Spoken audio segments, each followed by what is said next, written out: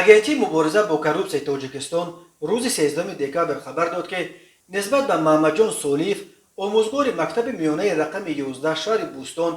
бо иттиҳоми қалубӣ парвандаи ҷиноятӣ кушоданд. маркази матбуоти агентӣ дар шарҳи ин парванда гуфт шаҳрванд ба агентӣ бо ариза муроҷиат карда хоҳиш намуд ки нисбати омӯзгори мактаби таҳсилоти миёнаи умумии рақами 11 шаҳри бӯстони вилояти суғд бо номи солиев маҳмадҷон чораҳои қонунӣ андешида шавад, зеро номбурда оиди омода карда додани шаҳодатномаи хатми мактаб барои синфи 11 аз он маблағи пулии $1000 амрикоӣ талаб карда аз ин маблағ $500 гирифта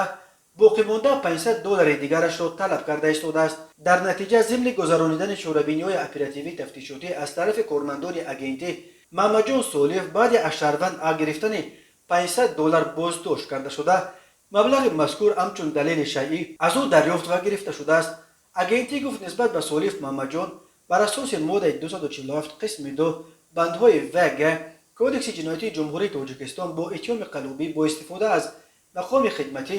ки боиси расонидани зарари ҷиддӣ ба шаҳрванд шудааст парвандаи ҷиноятӣ оғоз карда шуда тафтиши пешакии ин парванда идома дорад ва омӯзгори мактаб бар асоси ин банди қонун ҳамчун ҷазо ҷарима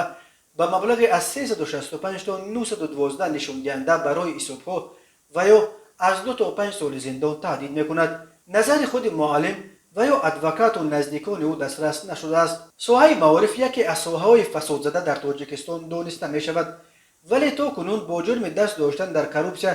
асосан устодони мактабҳои олӣ